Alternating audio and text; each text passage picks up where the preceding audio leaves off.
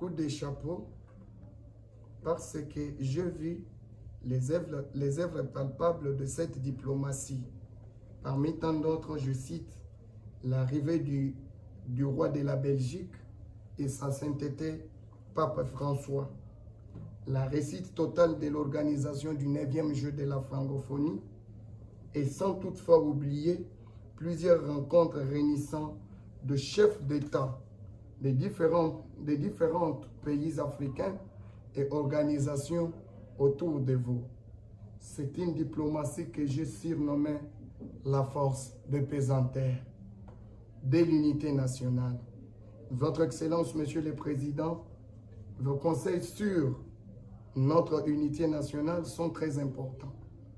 Un pays à multiples tribus, notre défi majeur est d'harmoniser nos différents culturels et ethniques afin de constituer une force pour rebâtir le Congo. C'est avec une coopération ethnique franche que le Congo pourra relever les défis.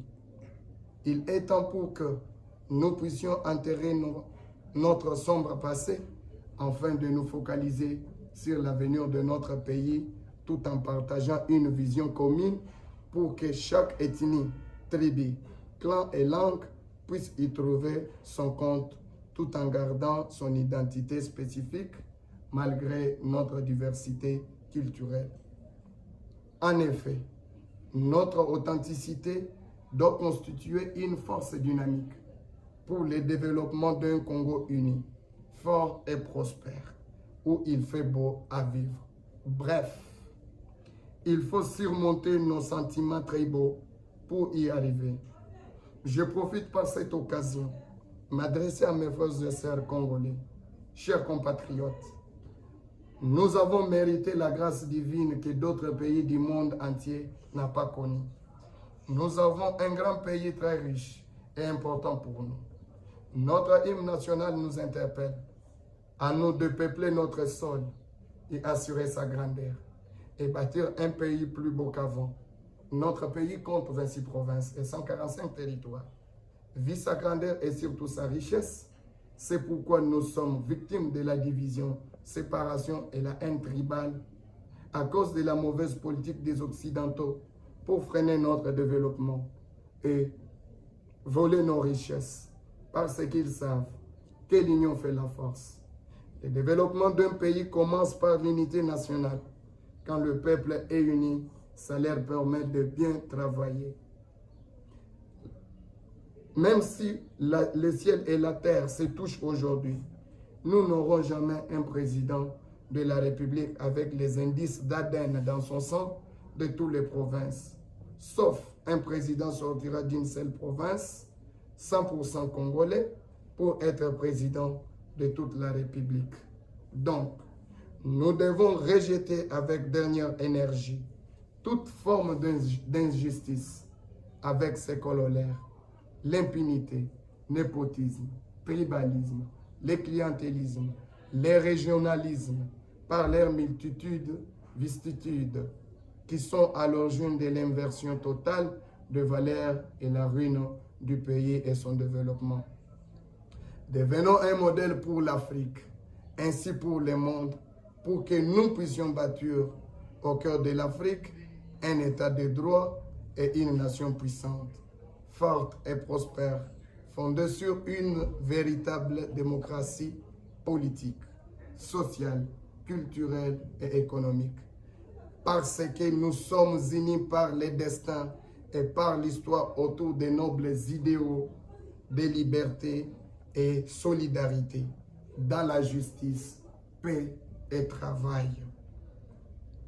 Pour affirmer notre détermination de sauvegarder et consolider notre indépendance et l'unité nationale dans le respect de nos diversités et de nos particularités.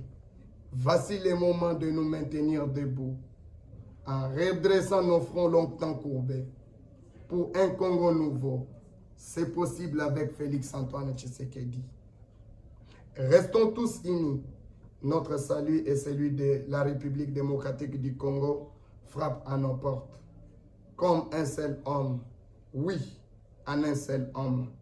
le moment est arrivé pour chanter notre hymne national, la main droite sur le cœur, pour saluer l'emblème d'or de notre souveraineté et bâtir au cœur de l'Afrique une nation forte et prospère.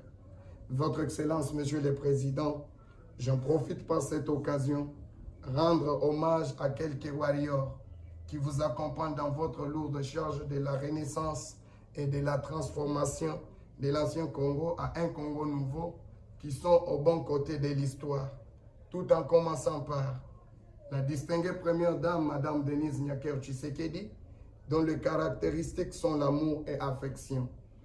Femme avec un grand cœur, très dévouée, dynamique et généreuse envers la jeunesse congolaise. Madame, à travers votre programme Excellencia, vous êtes déjà dans l'histoire de notre pays et dans la tête de la jeunesse congolaise comme mentor de notre temps. J'espère aussi en vous. Comme vous l'avez fait pour les autres, mon tour arrive. Le Premier ministre, chef du gouvernement, son Excellence Jean-Michel Sama Lokonde Kyenge, l'homme idéal et loyal à la patrie. Excellence vice-premier ministre, ministre de la Défense nationale et ancien combattant, Jean-Pierre Bemba Gombo, un vrai nationaliste qui vient d'éprouver au monde que pour l'amour de sa patrie, on peut servir son pays dans n'importe quel poste sans regret ni remords, juste pour son développement. À Excellence, Monsieur le Vice-Premier ministre, ministre de l'Économie nationale, Vital Kamerhe Lwakaningi Niking, un homme de la paix et un pacificateur. Malgré les tribulations, l'homme est resté ferme et fidèle et déterminé au bon côté de l'histoire. À Excellence, Monsieur le Vice-Premier ministre, ministre de l'Intérieur et Affaires coutumières, Peter Kazadi Kangwende, l'homme qui a déjoué les plans des ennemis de la paix de notre pays. À Madame la Vice-Ministre, ministre de l'Environnement, Eve Bazaïba Massoudi, une combattante historique, femme forte, aujourd'hui défenseuse de la République. Des hommes fidèles et loyaux autour de vous à leurs titres respectifs, dans votre sécurité interne et externe, à tous les conseillers pour leur dire travail à vos côtés. Et je leur demande de bien vous protéger et rester fidèles, actifs, parce que la délivrance de la République démocratique du Congo en dépend. À l'honorable président de l'Assemblée nationale, Christophe Mbosoko Diampouanga, un vieux qui vient de marquer l'histoire dans sa vieillesse par son courage et l'amour de la patrie. Un modèle à suivre pour la transformation de la nation congolaise. À la vice-gouverneure de Lualaba, Mama Fifi Masuka Saini, femme exceptionnelle et incomparable par sa capacité intellectuelle, que je considère un patrimoine à conserver avec jalousie pour la reconstruction de notre cher beau pays. Votre Excellence, Monsieur le Président, je ne peux pas finir mon message sans toutefois rendre grâce et la gloire à l'Éternel Dieu Tout-Puissant, le Maître des temps et des circonstances. Dans sa haute miséricorde, il vient d'exaucer à la prière d'hommes et femmes de foi qui lui imploraient jour et nuit pour la délivrance de la République démocratique du Congo, de nous avoir donné un don du ciel à la personne de Félix Antoine Tshisekedi, président digne de son nom, plein de tendresse et affection de son pays et son peuple, prêt à tout jusqu'au sacrifice suprême, pour remettre la République démocratique du Congo dans ses droits, pour la pacification du pays, promouvoir la réconciliation nationale, consolider la démocratie, restaurer l'état de droit et son autorité, réhabiliter et redonner l'image de la diplomatie, lutter contre la corruption et les crimes économiques, consolider l'instabilité macroéconomique, assainir les finances publiques et réformer le système financier, faire de l'éducation la clé du changement et le principal ascenseur social, mettre en place les couvertures santé universelle, promouvoir l'emploi et la formation professionnelle continue, autonomiser la femme et promouvoir la jeunesse, améliorer les climats des affaires et promouvoir l'entrepreneuriat, lutter contre le changement climatique, relever le défi de l'accès à l'électricité et à l'eau, aménager les territoires et développer et moderniser les infrastructures, développer l'agriculture et l'agro-industrie, diversifier l'économie et développer le commerce-industrie. Ainsi, rendre le secteur des mines et des hydrocarbures attractif et performant, développer le tourisme, la culture et art, combattre la pauvreté et l'exclusion de la vulnérabilité. Votre Excellence, Monsieur le Président, dans mon message, je parlais que la vérité, à ce que je sache, la vérité gagne, mais la vérité blesse. Après tout, la vérité reste toujours la vérité. Pour ceux qui ne sont pas d'accord de la vérité que je parlais, vont me chercher pour m'ôter la vie. Confiant en vous, n'oubliez pas d'assurer ma protection en cas de problème. Pour les uns, diront c'est un message de profit. Pour les autres, instrumentalisé. Mais moi, je suis conscient de la réalité que je me réserve pour ne pas tout dire.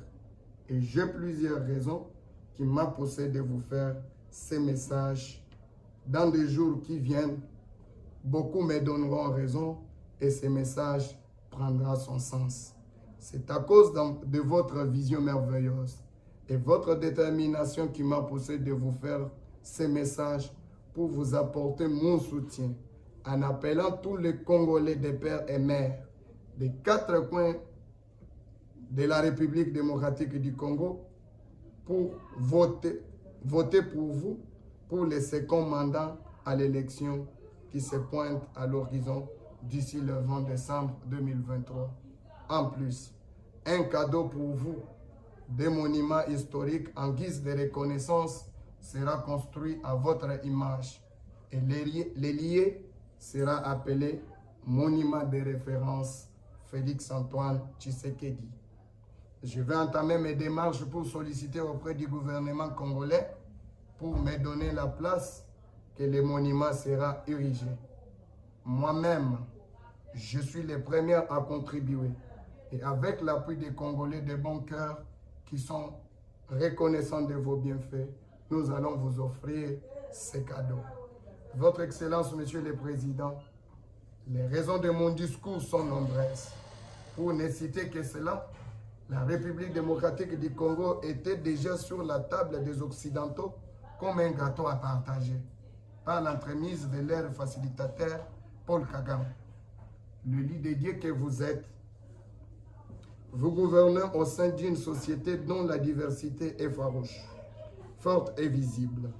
Mais le Dieu Tout-Puissant affermira votre pouvoir parce que sans vous, nous tournerons en rond. Merci Fouachi d'avoir risqué la vie pour nous. Nous te sommes vraiment reconnaissants. Ni t'était pour vous, la République démocratique du Congo aujourd'hui allait être en péril. Félicitations. Félicitations parce que le pire de l'échec commence par ne pas oser. Car la bataille de la vie n'est pas gagnée par le plus fort ni le plus rapide, mais par ceux qui n'abandonnent jamais. Ils te feront la guerre, mais ils ne te vaincront jamais. Que le Tout-Puissant notre Dieu vous protège et qu'il bénisse la République démocratique du Congo et son peuple. Je dis et je vous remercie.